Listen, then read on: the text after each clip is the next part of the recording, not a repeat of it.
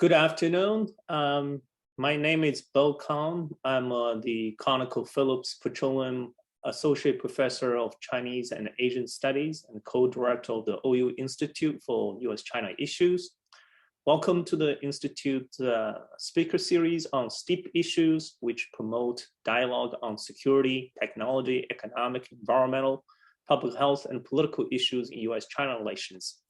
It gives me a great pleasure and honor to partner with the OU Center of Middle East Studies and Farzania Family Center for Iranian and Persian Gulf Studies, and co-host this timely and important talk on the United States, China, and great power competition in the Middle East. To help us get started, please let me turn the podium to my colleague and director of the two centers, Professor Joshua Landis, to introduce our speaker. Professor Landis, the floor is yours. Well, thank you very much, Bo. It's a pleasure to be with you all. And I wanted to remind everybody that the talk will be about 22 to 5 minutes long. So we'll have plenty of time for comments and discussions. Please write your comments, your questions in the question and answer part. The chat will not work for this, but the question and answer will. And I want to thank both Stephanie Sager and Marjan Sarafipour for helping us organize this talk. And most importantly, I want to thank Ambassador Chaz Freeman Jr. He is a Renaissance man. His career in foreign policy has been exciting and filled with honors and accomplishment. His linguistic skills are prodigious. He has taught and written 2 excellent books on the Middle East and scores of articles. He's made money as a businessman and consultant. He is former U.S. Assistant Secretary of Defense, ambassador to Saudi Arabia during the Operations Desert Shield and Desert Storm. He was acting Assistant Secretary of State for African Affairs. He began his diplomatic career in India, but specialized in Chinese affairs. He was a principal American interpreter during President Nixon's visit to China in 1972. And later was charge d'affaires in the American Embassy in Beijing and director for Chinese affairs at the U.S. Department of State from 1979 to 1981. Ambassador Freeman was President Obama's choice to be chairman of the National Intelligence Council. He withdrew his candidacy after a firestorm of criticism because he had shared his opinions and analysis on many important topics too candidly and forthrightly, disproving the old saw that honesty is always the best policy. Chaz Freeman studied in Mexico and Taiwan. He earned his BA with highest honors from Yale, and he has a law degree from Harvard. It's my honor to introduce Ambassador Chaz Freeman. Thank you very much, Josh, and thank you, Paul, for this opportunity to speak on an important topic, and I appreciate very much the introduction. However, Josh, I've never done consulting. I'm a stallion, not a gelding, and I think of consultants as in the latter category.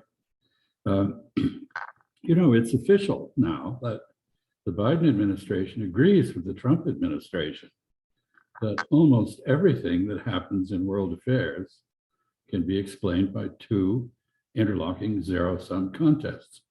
One is geopolitical, as in great power rivalry. The other is ideological, as in democracy versus authoritarianism. The so-called Middle East is a sub-region of West Asia that occupies the strategic space where Africa, Asia, and Europe collide. It has seen geopolitical contests for dominance between Hittites and Egyptians, Greeks and Persians, Romans, Greco-Romans and Parthians, Arabs and Persians, Arabs, Turks and Greco-Romans, Europeans, Turks and Arabs, Britons and Frenchmen, and Americans and Soviets. It's also the birthplace of 3 of the world's most disputatious religions, with much history of ideological warfare between them. It was where the decisive battles took place between Indo-European polytheism and Judaism's Christian offshoot, and where Christendom sent crusaders to fight Judaism's fiercely monotheistic offspring, Islam. More recently, Euro-Atlantic ideals of governance, including Marxism-Leninism, have struggled with each other there and sought to, with limited success, to supplant indigenous Islamic and tribal traditions. But to a remarkable degree, the situation in the contemporary Middle East refutes Washington's current foreign policy dogma.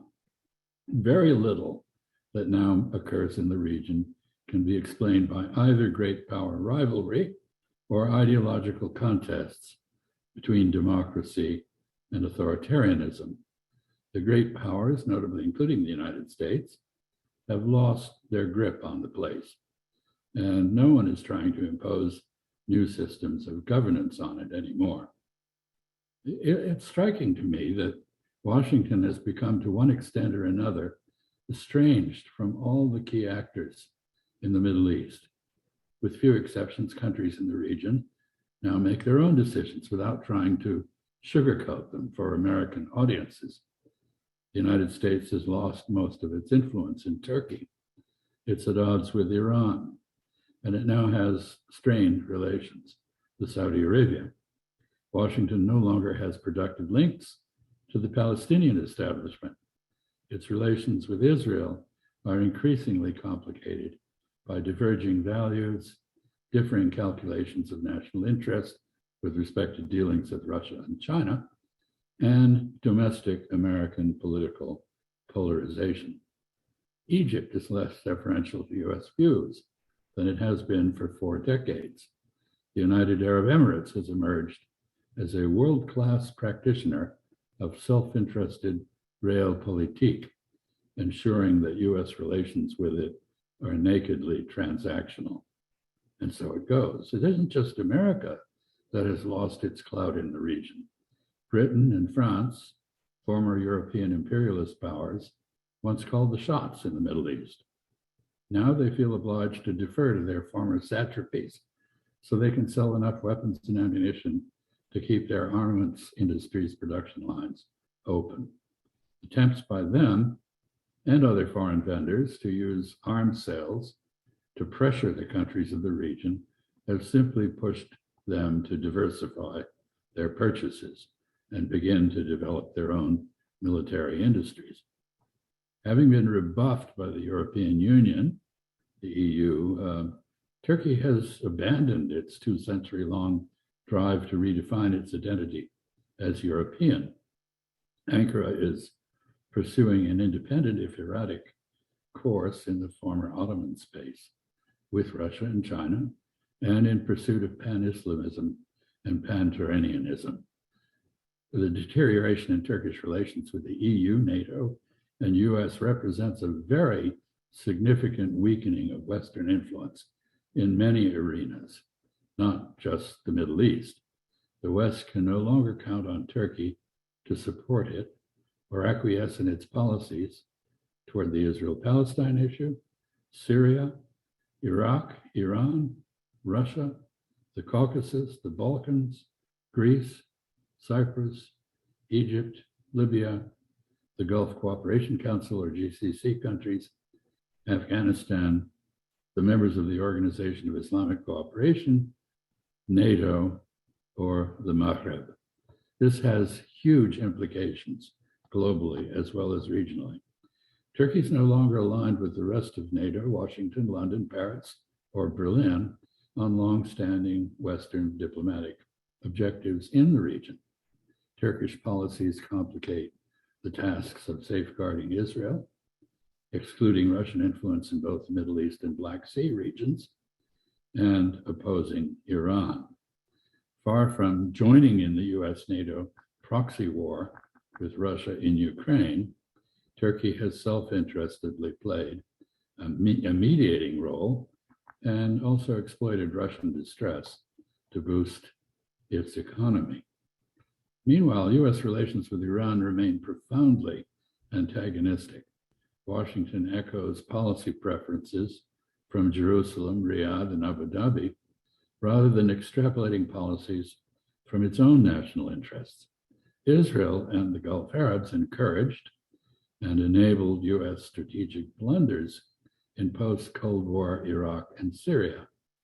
These blunders facilitated Iran's establishment of a sphere of influence and proxy forces in the Fertile Crescent that have left both Israel and the Gulf Arabs feeling encircled. The short-lived JCPOA addressed Israel's near hysteria about Iran's nuclear programs, but not the more immediate concerns of the Gulf Arabs about its aspirations for regional hegemony.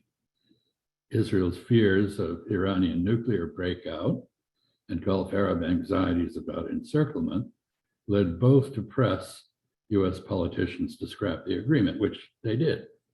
Iran has now predictably resumed its previously interrupted emulation of Israel's clandestine nuclear program. Israel has helped put its nuclear monopoly in its own environments in doubt. The mixture of mindless malevolence, sanctimonious sanctioneering, and intermittent military confrontations and attacks that characterizes current US-Iran policy does nothing to curtail Iranian regional influence. The latest US nuclear posture review judges that Iran is not pursuing a nuclear weapon, but Israel and the Biden administration continue to threaten military action to prevent it from doing so.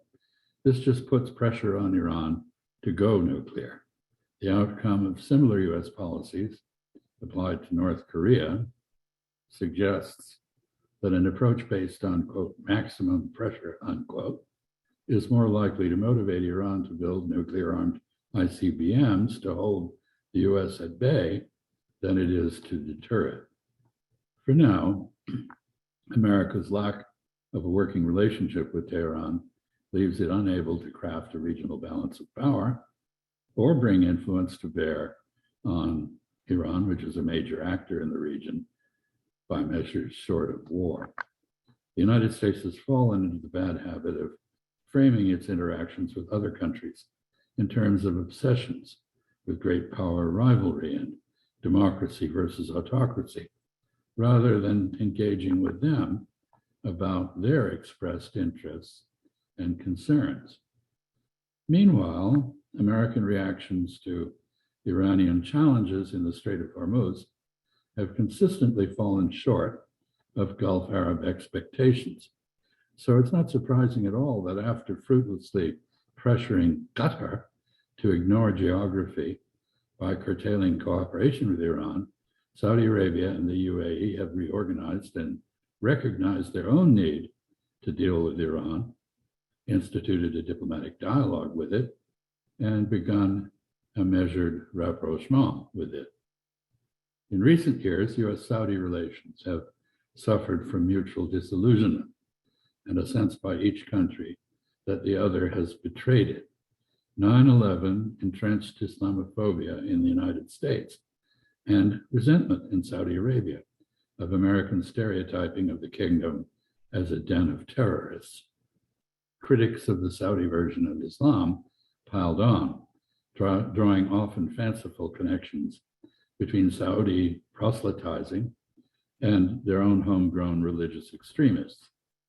Saudi Arabia's autocratia, ruled by Bedouin, I guess is the way to translate that, a political system based on tribal norms of governance by a sheikh or emir committed to rule through consultation, consensus, and charity, was always offensively incomprehensible to democratic ideologues. Now it's been eclipsed by the even more clearly objectionable but reformist autocracy of Crown Prince Mohammed bin Salman, also known as MBS. Saudis have clung to scriptural norms, even as MBS has implemented reforms long called for by the West, yielding astonishingly rapid social liberalization in the kingdom.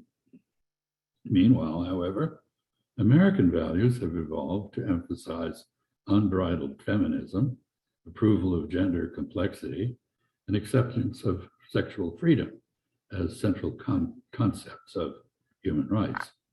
The U.S. insists that foreigners conform to these newly established U.S. norms. Like many other non-Western peoples, most Saudis regard recent American woke practices as immoral, and the U.S. demand that they be respected as arrogantly presumptuous. Even as the kingdom has become more westernized, the differences between Saudi values and those in the United States persist. The Biden administration's America First policy version 2.0 has generated reciprocal selfishness abroad, including in Saudi Arabia. Political posturing and churlishly condescending public diplomacy by the United States have nailed the estrangement between Washington and Riyadh in place. It's frankly bizarre to expect political favors from a foreign leader you have condemned as a moral reprobate and sought to ostracize. In the past, the kingdom would often agree to do things against its own short-term interests out of friendship with the United States.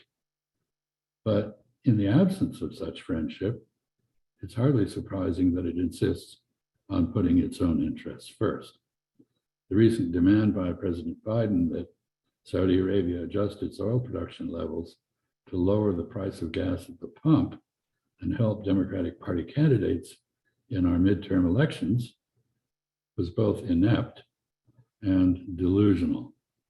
The argument that the kingdom should line up behind the United States in our rivalry with China and Russia has no appeal. Neither of those countries threatens any country in the Gulf. The Saudis, like most of the world beyond Europe and Japan, see the Russian invasion of Ukraine as illegitimate, but provoked by NATO and NATO enlargement, as well as inept US diplomacy. They recall Israeli aggression in Lebanon and Syria, and the US invasion of Iraq, NATO's intervention in Libya, and US covert operations in Syria, and discount American outrage at what they see as analogous Russian misbehavior. The officially designated great power adversaries of the United States are offering to improve relations with the kingdom. Issuing threats that facilitate this is tactically idiotic and strategically senseless. If President Biden, in fact, makes good on his threats to punish MBS for declining to penalize the Saudi development budget by lowering the price of oil, the kingdom has all too many options for retaliation. Now, this brings me to China and its role in the Middle East. Ties with the country of the region were long of minor concern to China.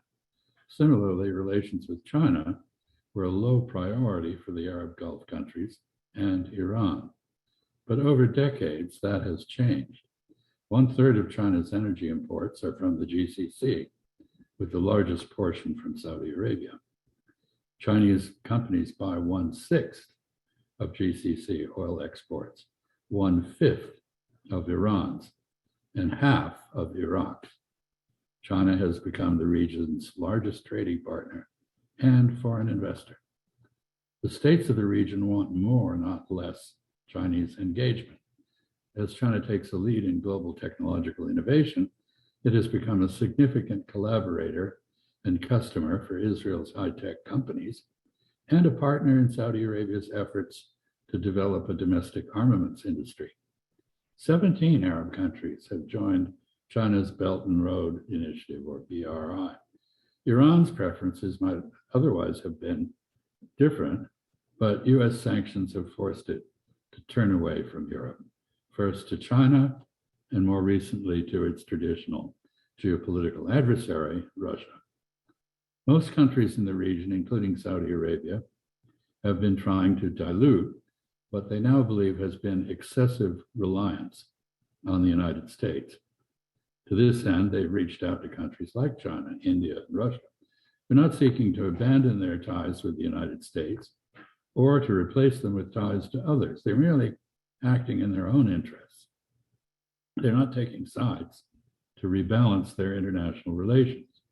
They've not wanted to be forced to choose between China and the United States, and they don't react well to American insistence that they curb their relations with China, especially as the United States offers them no compensation or incentives to do so.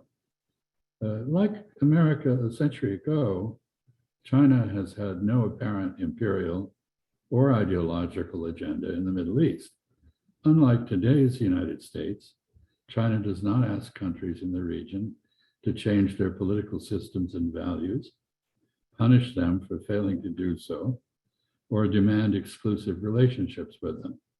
It doesn't make their stance on the behavior of third countries, like Russia in Ukraine, a litmus test for good relations with them, and it doesn't insult them or their leaders.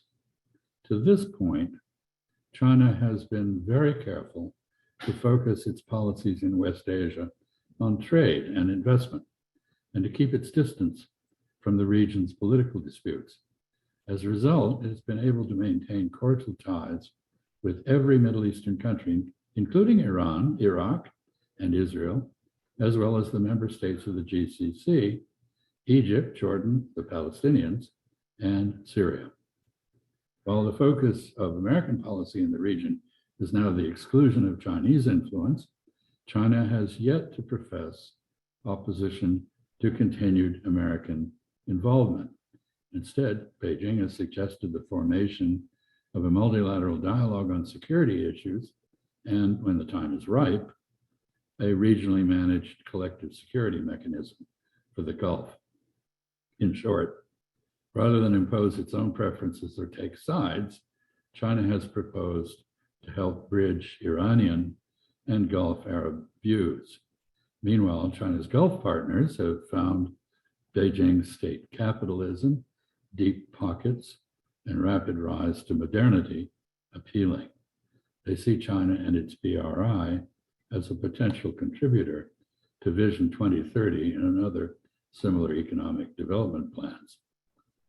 But the United States has just made the defeat of China's aspirations for renewed wealth and power the main goal of its global national security strategy. Sino-American relations are in a state of quasi-war. And because of many unrelated factors, Saudi relations with the United States are more precarious than they've ever been. The question now is whether the sharpening hostility between the United States and China will lead Beijing to expand its objectives to include the reduction of Washington's influence on the region's governments. Beijing has an ambassador in Riyadh, as is all too often the case in major capitals these days. Washington does not. China is not threatening Saudi Arabia, while the United States is. No dates have been announced, but it's widely reported that Xi Jinping is soon to visit Riyadh, probably in early December. There he will meet Mohammed bin Salman, as well as other Arab leaders. Two powerful men, aggrieved by their demonization by American politicians and the threats their countries face from Washington, are about to discuss how they can bolster their cooperation. Together, these countries and others who will meet with them can produce geopolitical realignments with major global impact. China and Saudi Arabia have recently been discussing many issues. Some of these may come to fruition at the forthcoming summit. These include currency swaps and the use of the Chinese yuan and other non-dollar currencies to settle international trade in energy and other commodities. Saudi investment in Chinese refineries and oil storage facilities. Chinese arms sales and assistance in the development of an indigenous armaments industry in the kingdom. Chinese infrastructure projects and other investments in Saudi Arabia and the region. Chinese and Saudi cooperation in investment in third countries. Saudi membership in the BRICS and the Shanghai Cooperation Organization, both of which are engaged in creating new monetary systems and currencies designed to outflank U.S. abuse of dollar sovereignty to impose unilateral and therefore illegal sanctions, illegal under international law. Educational exchanges that build on the Saudi decision to make the study of the Chinese language and culture, part of the basic school curriculum in the kingdom. Tourism and pilgrimages to follow the post-pandemic era.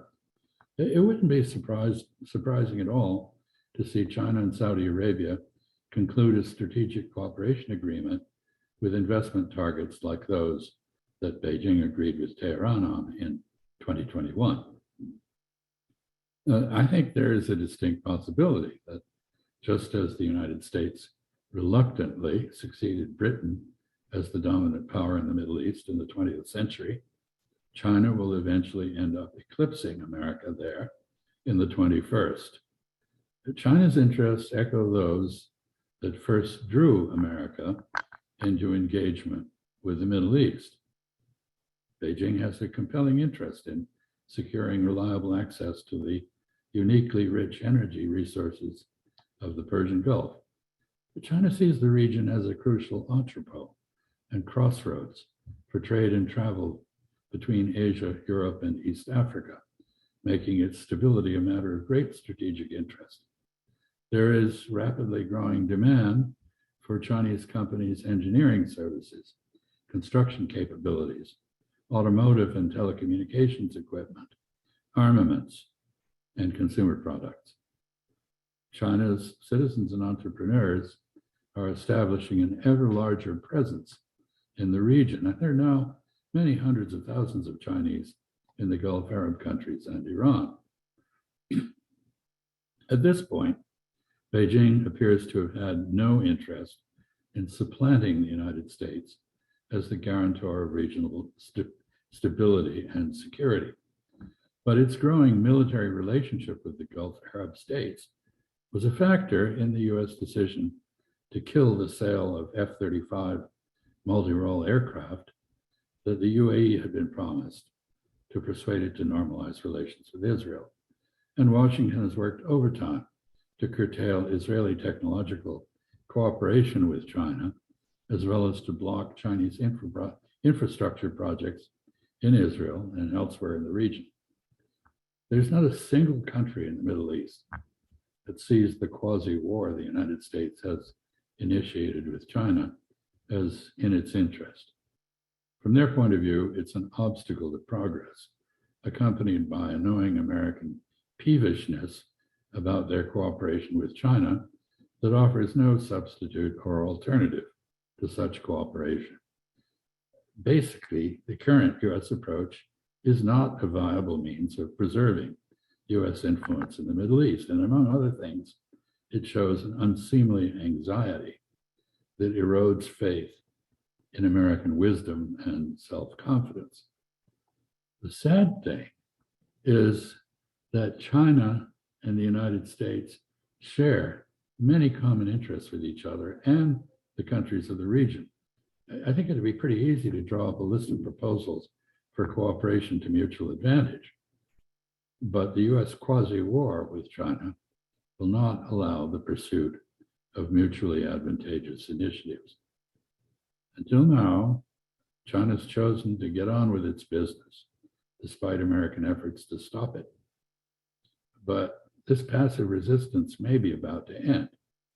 Inept US statecraft has created an opportunity for China to accelerate the demise of US dominance in the Middle East. Will it now do so? We will soon know. Thank you.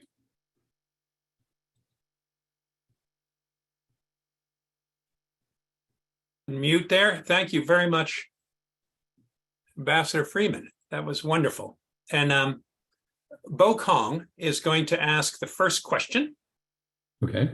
I will follow up, and then I ask the attendees to write their questions in the Q&A, and I will open up your window so you can ask directly. I have little buttons next to your names and can allow you to ask directly. So that I think would be good because we have about 40 people here, and it's small enough that we can that we can all participate together because we have plenty of time, and that'll make it a much more fun and congenial. Professor. Thank you, Ambassador Freeman, for your stimulating talk.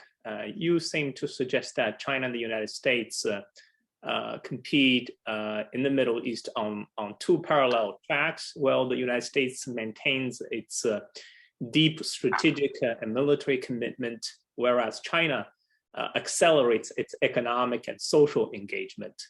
And you further suggest that the prospects for cooperation between the two countries in the region is not terribly great.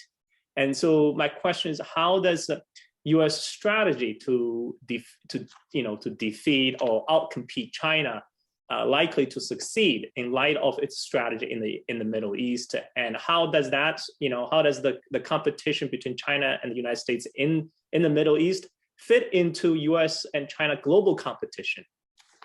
Well, that's an extraordinarily complex question, if you decipher it. First, what is the prospect? First, does the United States really have a strategy at all? I would argue we don't. We have an impulse. We say we are competing with China, but it would be more accurate to say that we're trying to prevent China from competing with us. So we're trying to stop China's rise. This is quite different from the Cold War, by the way. Cold War was about containing the Soviet Union geopolitically and ideologically. China's not aspiring to conquer neighbors, and it's not being contained in that sense, and it has no ideological agenda, although we like to attribute one to it. And it also is fully part of the world, not isolated from it as the Soviet Union was. So I think the term containment, which a lot of Chinese writers use to describe U.S. policy, is incorrect. I think it would be suppression would be a better word. In any event, in the Middle East, the vested interests are those of the United States. As I said, the countries in the region want to dilute their reliance on the United States. This is sort of a parallel to the American decision to diversify supply chains rather than rely on single sources. And China's the natural beneficiary of this impulse. One of the things I think is most mistaken about our analysis of Middle Eastern Chinese interactions is the thesis that somehow China is actively promoting what happens between it and the Middle East. As I have seen it, it's more accurate to say that countries in the Middle East have felt a need to reach out to China, in part because they can't get what they need from other sources, in part because they're intrigued by the rapid rise of China, and in part because China doesn't ask anything of them except to take their money and sell them things.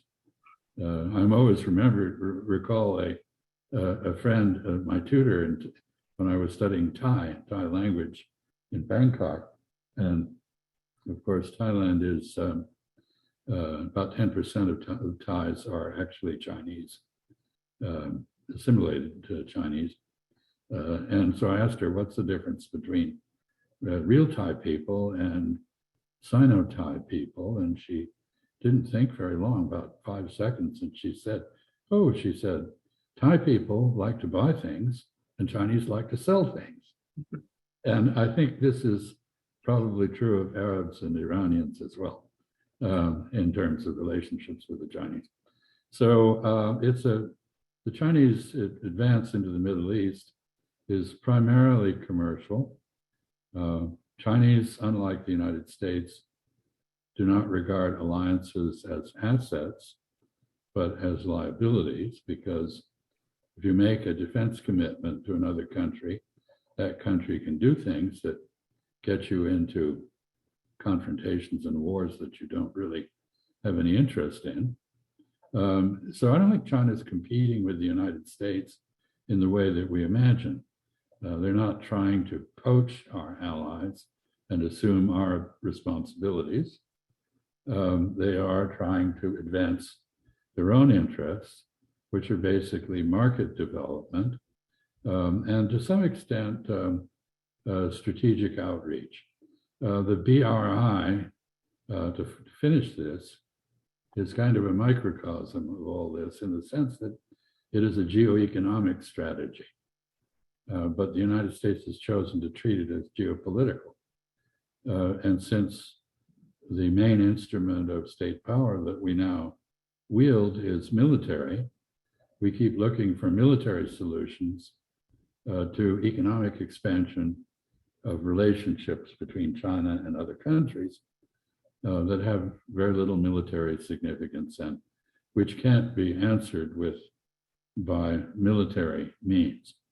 So, I mean, I'm not disputing the reason that the United States should not be concerned about the BRI, because economic relationships attract. I think of them as tying two countries together with a string. You can pull on the string. If you try to push it, not much happens, which is why sanctions don't work.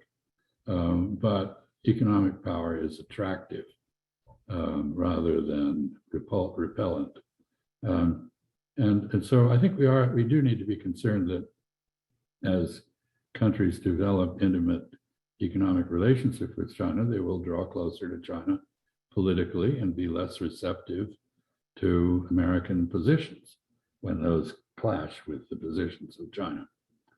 But at the moment, we're in a quasi-war, as I said, and John Kerry is sitting in Sharm el-Sheikh. He apparently had a discussion with his Chinese counterpart in passing, but not substantive, because the Chinese position is, if you're at quasi-war with us, we're not going to talk to you about anything except in a multilateral context. You know, China will do its own thing on climate in cooperation with the global community, including the United States, but it will not engage in bilateral negotiations on the subject. So anyway, I think we misconstrue a lot of what's happening. We underestimate the nationalism and the impulse for independence of the Arab states and Iran, and we overestimate the Chinese desire to become a rule maker in the region. Sorry, that was a long-winded answer, but maybe had some substance to it. Okay, well, thank you. I'm going to ask one question before we turn to our audience. I know Firat Demir, a fellow professor, has a good question coming up, but I wanted to ask you about Iran. And it's really a counterfactual question, which I know, I hope it won't put you off. Would Iran have supplied Ukraine and Russia, or supplied Russia with drones and possibly missiles, had the U.S. re-engaged Iran in the Iran nuclear deal? Had it not shunned Iran? Ultimately, it's what kind of policy should we have been leading with Iran that could have done less damage to our interests in the region? Well, in a way, I referred to that. My understanding is that, in fact, Iran transferred some drones to Russia well in advance of the Ukraine conflict breaking out. Those drones, ironically, were reverse engineered from U.S. drones that Iran either shot down or fell onto Iranian territory, and enabling them to reverse engineer the U.S. drones. The Russians then took those drones, which the Iranians had supplied, and again, reverse engineered them and improved them. So when you see photos of what are called Iranian drones falling in Ukrainian territory, some of them may have markings in Farsi on them, but most have markings in Cyrillic because they were made in Russia. That's just a sort of a factual, maybe it's not correct, but anyway, that is my understanding. Would Iran have cozied up to Russia in any respect were the United States not following a policy of maximum pressure on it? No, no more than China would have. The effect of U.S. policy over the last 2 decades has been to push these countries together. Normally, it's considered wise in statecraft to divide adversaries. The United States has decided it's good to unite them, I guess. Had we had a policy of engagement, had the JCPOA not been repudiated by us and replaced with sanctions that are internationally illegal but very effective against Iran, had we used the JCPOA as the opening for a more substantive discussion of other issues, including those of greatest concern to our Arab friends, namely the Iranian sphere of influence and proxy activity. Maybe the proxy activity is also of great concern to Israel. Then I think we would have not seen the rapprochement between Moscow and Tehran that we've seen, nor would we have seen the guarded Iranian support for Russia in the Ukrainian conflict that we have seen. But as I said at the outset, we have managed to, probably not our fault, but nothing is ever one-sided in its origins. We've managed to alienate Turkey, or Turkey has alienated us, or vice versa. And the Turks would normally also be a check on Iran, but Turkish-Iranian relations are not bad now. Again, a common interest in resisting what they see as American unilateralism and bullying, if you will.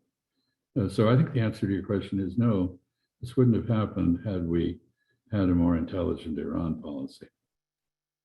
Well, thank you for that. I'm going to turn now to Firat Demir, who I'm going to ask to read his own question himself. I've just enabled him so he can speak to us. Go ahead, Firat. He's a professor at the University of Oklahoma, an economist, and a Turk as well. Ah, okay. Can you speak, Firat? Could you see him too? I thought I had enabled you. I'm going to allow. There you can be on the screen if you want. All right, I think it works now. Good. Can you enable? Hello, Ambassador Freeman. So my question is basically between these two contesting ideologies between China and the U.S. Despite the questionable track record of the United States regarding human rights and democracy in the region, still there has been this banner that it stands against authoritarianism and anti-human rights and so on. China offers countries like Turkey and others in the region, especially the authoritarian governments in the region, a way out. You can stay authoritarian, you can violate every single human right, and still grow, and we will cooperate with you without any questions asked.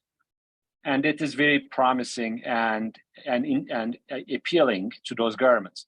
So even if the U.S. did what it could, can it really compete with that competing promise of mixing authoritarian one-man rule and economic growth? What can it offer to compete that Chinese offer in the region? Actually, the American record internationally in terms of promoting civil liberties and a constitutional government is not very strong. There are really two good examples of success, both of them in East Asia. One is South Korea, which was a very authoritarian military operated regime that is now a robust democracy. The other is Taiwan, which is also a robust democracy. In both cases, the United States followed the same approach, which was to engage with the governments, even though they were autocratic, and to train lawyers, help write laws, train judges, engage and assist, and to keep the public condemnation fairly quiet. There were public statements about gross violations of human rights in both cases, but they were muted.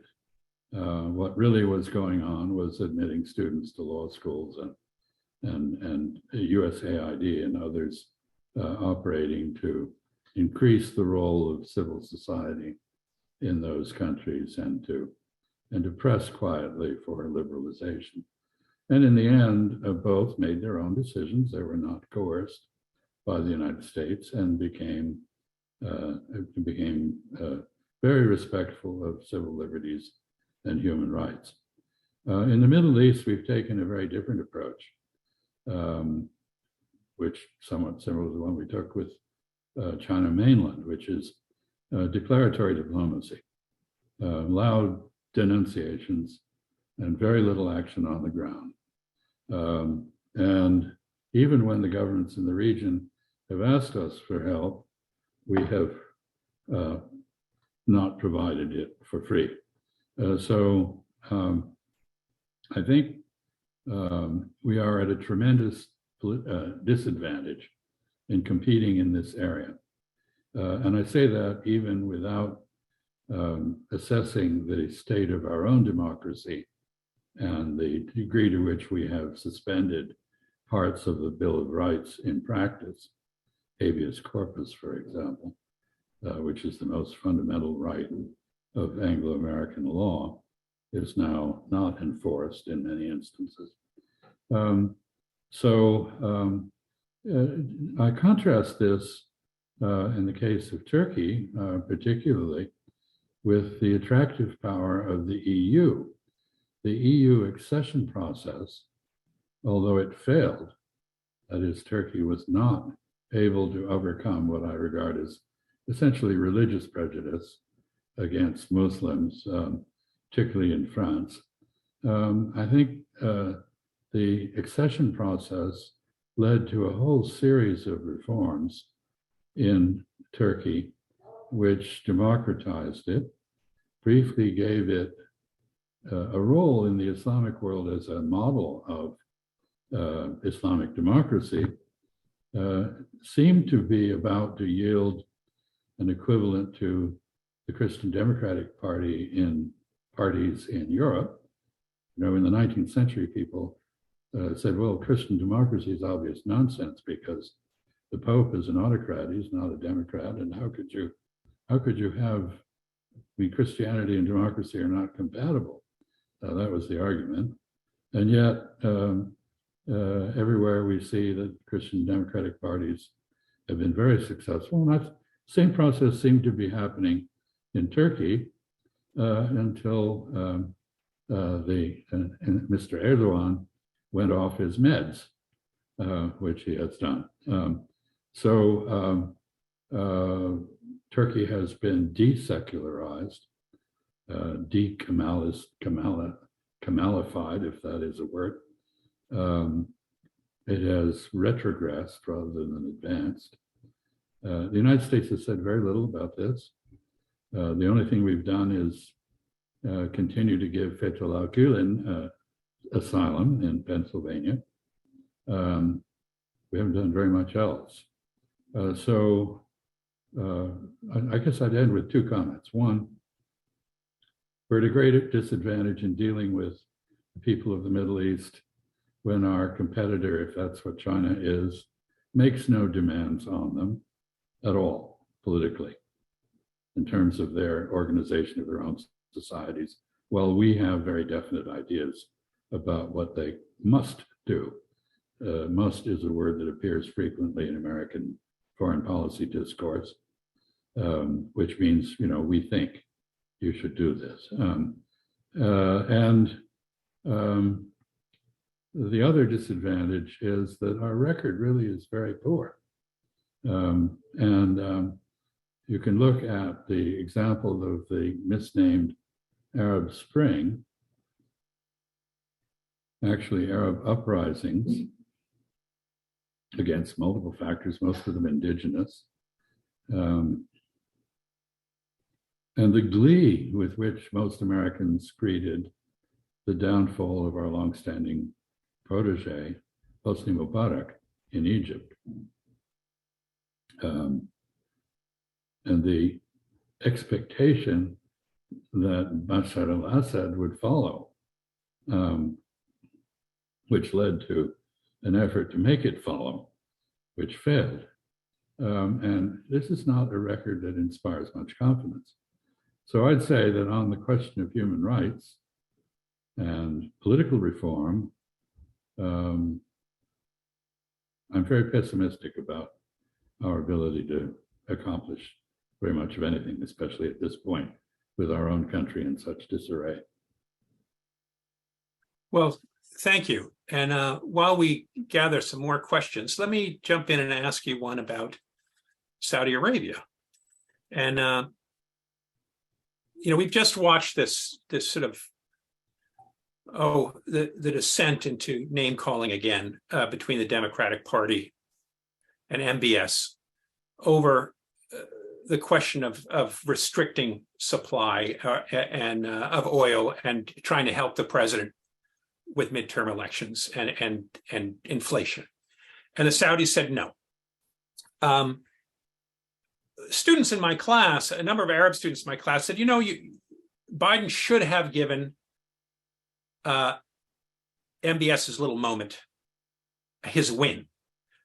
Because he's very popular in Saudi Arabia, especially amongst young people. He's popular in quite a bit of the Arab world. This was an Iraqi student who was saying this. He's very popular because he's thumbing his nose at the United States, and people feel that the United States has been very arrogant and stuff like that. I didn't know quite how to answer that.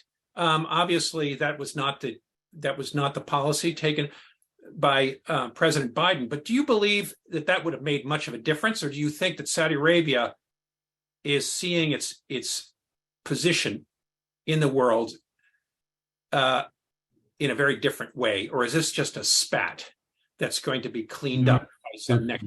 It's more than a spat. It has many elements. I mean, there's been quite a bit of prelude to this. There's a saying in Chinese, 冰冻三尺, 非一日之寒.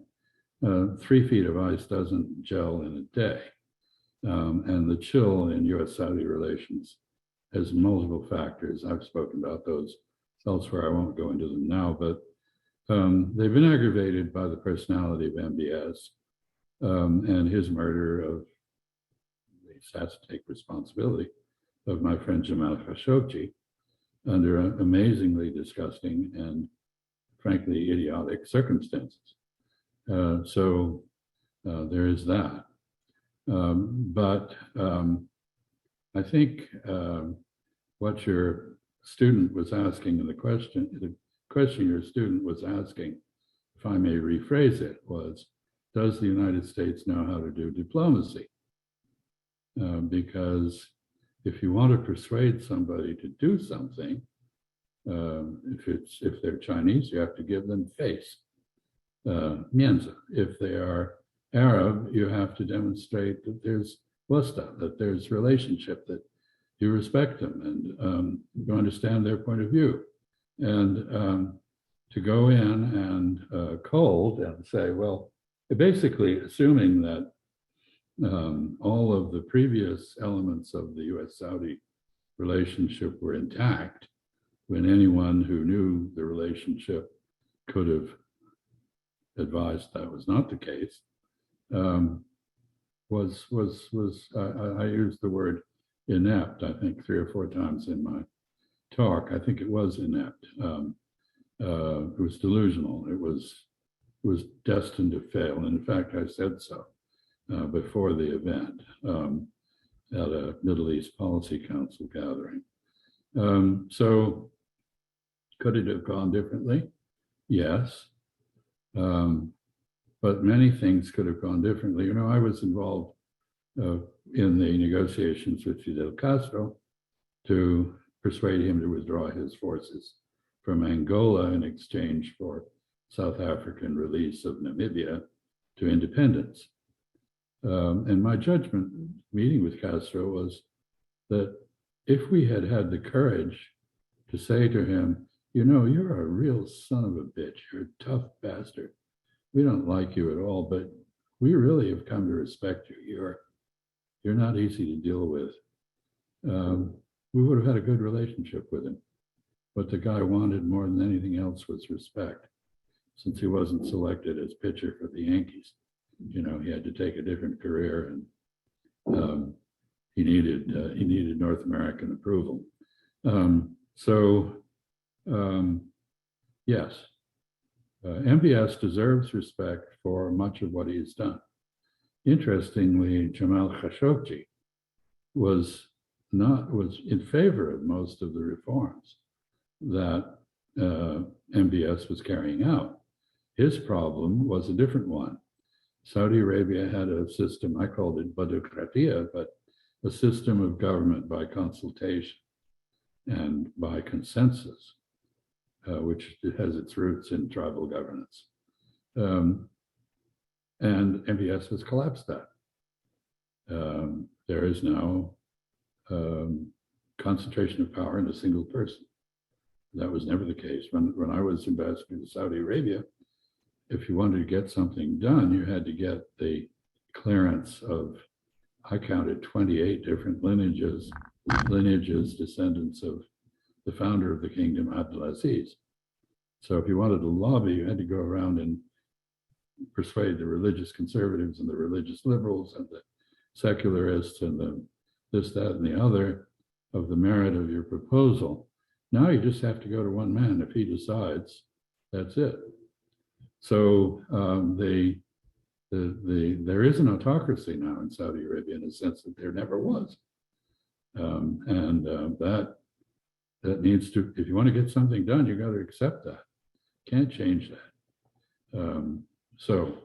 I would say finally that, you know, this is interesting. Here's a parallel between China and Saudi Arabia in a sense that Xi Jinping has risen to primus inter pares, the strong man of the Politburo Standing Committee. There is still a committee, there is still collective leadership, but it's very compromised by his individual power and the cult of personality he's built. This is a change in China. It's not a good one. It makes Chinese politics more fragile, not stronger. Same in Saudi Arabia. When I was there, I used to say, well, you know, there are 28 lineages I have to deal with to get something done. A table with 28 legs can't be turned over. But now it has one leg. You can turn a one-legged table over where you can't turn a 28-legged table over. So in both cases, we've seen a tendency toward autocracy, a one-man personality cult and rule. Same thing, by the way, in Qatar, which was becoming fairly democratic. There is a cult around the emir of a nature that's quite different from his father's time. Same thing in Turkey. I won't speak of Egypt, where the phenomenon is stronger than ever. It would be the case, probably, Josh, in Syria, if Syria weren't the subject of innumerable proxy wars and occupations. So I don't know why. We see it in India. Narendra Modi is not Jawaharlal Nehru or any of his predecessors. He's a strongman. We see it here. You know, the Trump administration had very strong tendencies in that direction. So I don't know what's happening, but we seem to have a general trend away from consultation and government by empathy with the populace and interest groups toward government by powerful men.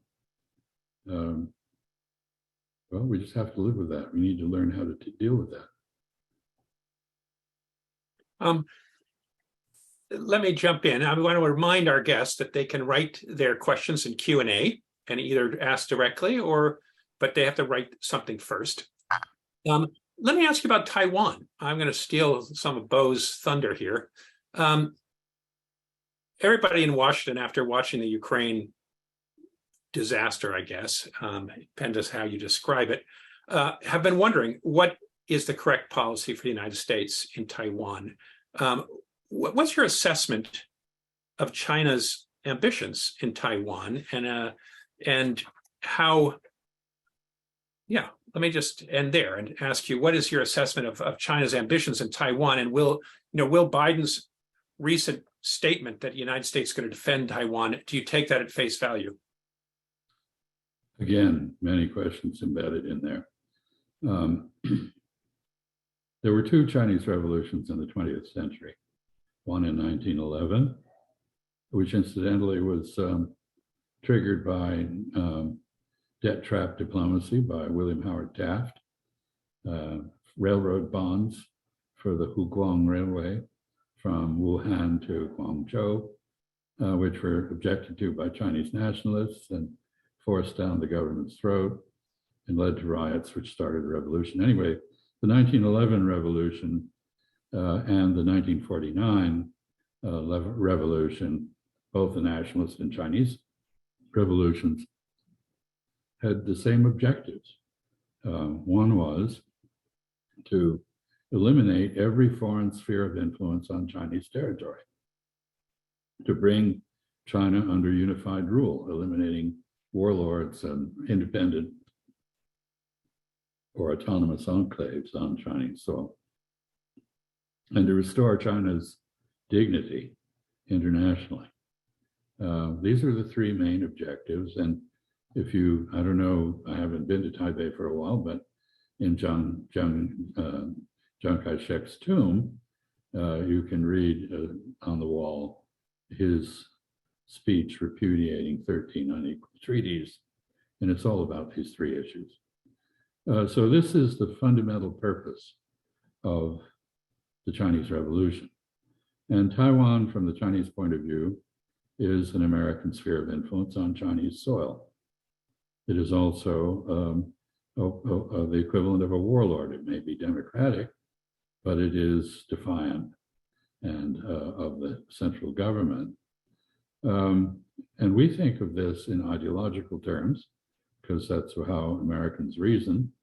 I don't think the Chinese care that much about how Taiwan is governed, as long as it does not defy the center. We have to remember here, and that, for 23 years, actually 30 years, we recognize the government in Taipei as the government of all of China, including Mongolia. And the main thing we did at the UN, and I did this at one point, was to ensure that Taipei remained the Chinese representative in the Security Council and the General Assembly. And in 1971, that collapsed. But we got away with it for 23 years.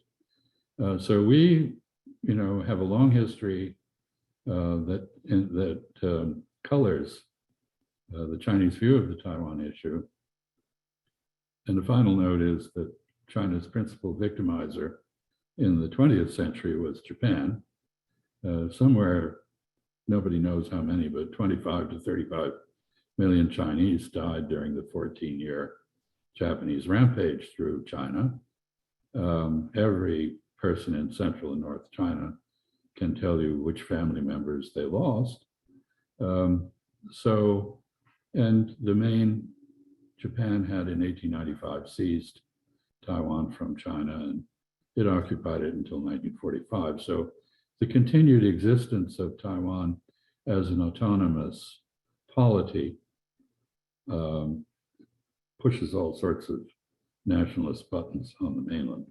So what is the objective of the Chinese? It is to unify the country, to end the disparagement of the central government by what they regard as a Chinese warlord or faction based in Taipei, and to expel the United States from Chinese territory. And they're very serious about this. They're serious enough so that they are now in the process of heavying up their nuclear deterrent forces sufficiently to provide cover, covering fire, if you will, if they have to use force. Having said all that, they do not want to use force. It's not just because Sun Tzu advised that the best battles are those that are never fought, and winning without fighting is the key to strategic acumen. That is a factor, but the Chinese are very pragmatic and very patient. What should be the policy? We had a policy worked out in 1972, where we basically agreed with the Chinese not to challenge their view that there was one China and Taiwan was part of it. And on that basis, we could set the issue aside and get on with a normal relationship. Over the succeeding 40 years, 50 years actually since 1972, but over the past 4 decades, we have progressively abandoned every commitment we made in that negotiation. The normalization agreements provided 3 things. 1, the United States would withdraw its military forces and installations from Taiwan. Well, we're back. We agreed that we would ditch the defense commitment to Taiwan. Well, we're reaffirming it now. And finally, we agreed that we would have only an unofficial relationship with Taipei, and we now send cabinet officers there for direct discussions with the Taiwanese establishment. So from the Chinese point of view, we have not only violated our commitments, but we have proven to be so unreliable that there's no point in trying to renegotiate an understanding. So in the end, this is between Taipei and Beijing. This is the product of a civil war between Chinese that didn't end. It was suspended by our intervention after the Korean conflict broke out. We had good reasons for doing that. And Taiwan evolved in ways that, frankly, make it the best governed, most prosperous, and most respectful society of human rights that has ever existed on Chinese soil. It's a very attractive place. So we have a dilemma. Our ideology tells us we must support Taiwan. Geopolitics and military realities tell us that if we do, we run a big risk of a nuclear exchange with China. And if not a nuclear exchange, the judgment of our military is that in a conventional war, we would almost certainly lose. And I think the latest studies show that we would lose the bulk of our Air Force and our Navy. The Navy would be a fraction of the ships that it now is. The Air Force would be at least halved in size. So the real question for my mind is, why do we want to abandon the formula that worked? We have abandoned it. Why do we want to take on this challenge at the same time that we're conducting a proxy war with Russia, which also has escalatory possibilities in Europe? Why would we want this? And then let's add the Iranian issue on top of it and the utter failure of our North Korean policy. This is, whatever you can accuse us of, strategic wisdom is not among the charges that will stick. So again, complex question, long answer. Apologize for that. we have another question that has just been asked by Hushang Nur Mohammadi. And he says his microphone is not working, so he's written his question. I'm going to read it.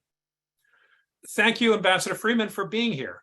I think current protests in Iran will lead to a revolution in which the Revolutionary Guard, the IRGC, will kill the leading mullahs, put a few of them on show trials, and quarantine the rest in seminaries, and eventually try to run Iran like Pakistan, with a military calling all the shots. China, as well as the West, will be on board because they want stability in the region, and above all things, could I have your input on that? Does that sound right to you? Thank you, Dr. Landis. Okay. So that's... I don't claim to know enough about Iran and its internal politics to evaluate that scenario. I'll just assume, for the sake of this question, that it's plausible. I think in the case of the United States, with its very large Iranian diaspora, there would be quite a reaction to that scenario. And it would pretty much guarantee a few more decades of mutual ostracism and absence of relationships between Americans and Iranians, which frankly doesn't make sense on any optic, but I think that would be the reaction. The case of the Chinese, I think they would condemn the scenario that you outlined, but do so cautiously, because the scenario you've outlined is one that is done by Iranians to Iranians in Iran. China's great allergy is to interference in internal affairs. And oddly enough, given China's history, it has emerged as the great champion internationally of Westphalian sovereignty concepts. That is to say, the idea of sovereign equality between states and the immunity of states to interference from outside.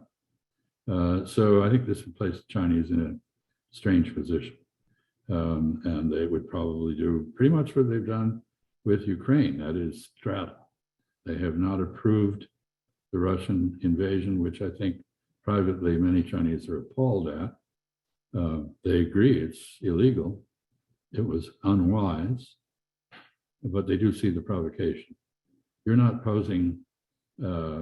suggesting there would be a provocation in the case of Iran, other than the existence of the current regime and its repressive practices. So I think the Chinese would punt on this.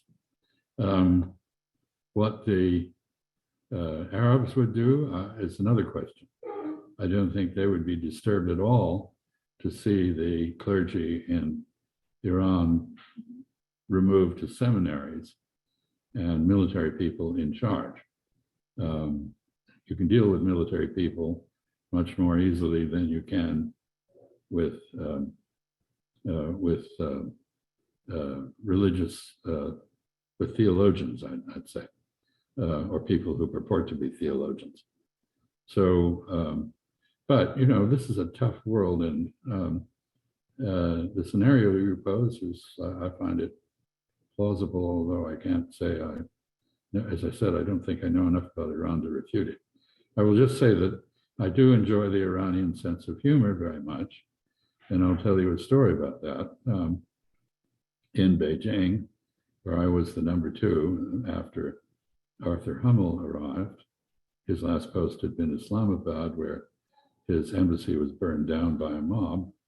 Anyway, he arrived in Beijing and was coming up on Christmas 1981.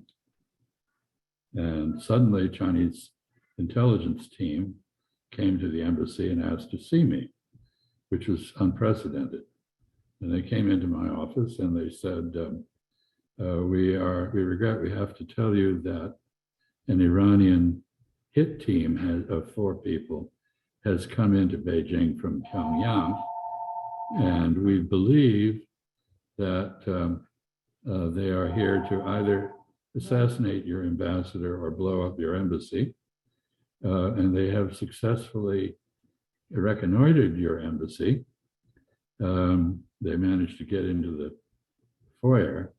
And so I said, well, what are you going to do about it? And they said, well, let's just put it this way. If somebody farts in the Iranian embassy, we will hear it. And I said, okay. And I went to see the ambassador, and he said, I told him what had happened. And he said, well, what do you think we should do? And I said, well, I think really it's Christmas Eve. Let's give everybody the day off. It's Friday. We can come back on Monday or Tuesday and see what happened. In the meantime, let's hire some tour buses and park them in front of the embassy gates so nobody can drive a truck bomb in. And so we did that. Everybody went home except me. Of course, I was still working. And around 5:30, I went home. I lived in the same building, I should say, as the Iranian chargé. And while we were instructed not to talk to each other, he was quite a nice man. I think he'd been consul general in San Francisco. And I'm polite. So when we rode in the elevator together, I would say good morning, good evening. And when we ate in the same restaurant, I would greet him. And when we went to the same diplomatic receptions, I would not shun him. And so anyway, I arrived home. 30 seconds after I got into my apartment, this fellow called me. And he said, Chaz, you know, I want to apologize. I hope you understand why I could not send you a Christmas card. And I said, well, you know, I think his name was Ahmed. I said, well, you know, I perfectly understand that. And I wasn't expecting one from you. And he said, well, you know, my ambassador's arrived now. And so I'm on the same level as you. He said, anyway, I want to wish you Merry Christmas, but there is a problem. He said, I've heard that you think there is an Iranian squad in here to either kill your ambassador or blow up your embassy. And I said, well, you know, Ahmed, you really shouldn't listen to rumors from the street like that. You know, where did you hear that? And he said, anyway, I've heard that. He said, I just want to tell you, and this is the Iranian sense of humor, that you personally have nothing to worry about. And I said, well, I'm sure my ambassador will be thrilled to hear that. And thank you so much for the call, and goodbye. And so then I picked up the phone. This is an open line in Beijing. Called the ambassador, told him what had happened. And he said, well, you better tell your Chinese intelligence friends about this. And on the line, I heard a voice say, well, 我们已经听到了. You already heard it. But, you know, so my impression of Iran, you know, is a little bit colored by an experience or two with the Islamic Republic, and the desperation that people had at that time to get out of Iran was quite striking. People who came to China would try to get visas and so forth, and sometimes I would see them. So I'm no fan of the Islamic Republic, is I guess what I'm saying.